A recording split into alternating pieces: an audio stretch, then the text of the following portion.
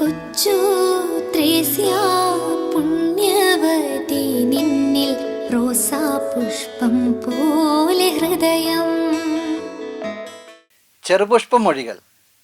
Visa ചെറുപുഷ്പത്തോടൊപ്പം 100 ദിനങ്ങൾ.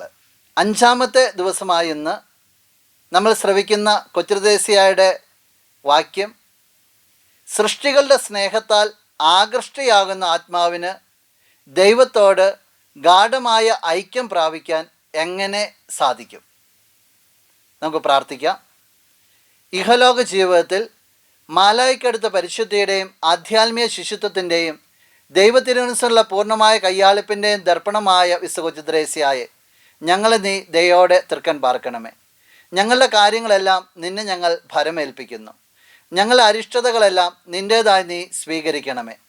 നിൻ്റെ ആയുസ്സിൻ്റെ ആരംഭദശയിൽ തന്നെ സ്വർഗരാജ്ഞി അമലോത്ഭവന്യ വാത്സല്യത്തോടെ നിന്നെ കടാക്ഷിക്കുകയും നീ അവിടുത്തെ വത്സല ശിശുവായി തീരുകയും ചെയ്തുവല്ലോ. ആ മാതാവിൻ്റെ ശക്തിയേറിയ മാധ്യസ്ഥം മൂലം ഞങ്ങൾക്ക് ആവശ്യമുള്ള എല്ലാ നന്മകളും, പ്രത്യേകിച്ച് ഈ നിമിഷം നമുക്ക് നമ്മുടെ എല്ലാ നിയോഗങ്ങളെയും ചേർത്ത് വയ്ക്കാം. ഈ അനുഗ്രഹങ്ങളും ഒരു നല്ല മരണവും സിദ്ധിക്കുന്നതിന് നിരന്തരം ഞങ്ങൾക്ക് വേണ്ടി പ്രാർത്ഥിക്കണമേ. ആമേൻ.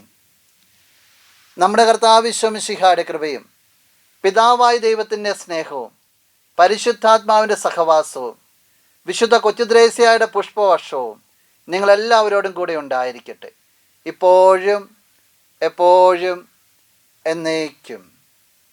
ആമേൻ. കൊച്ചു ത്രേസ്യ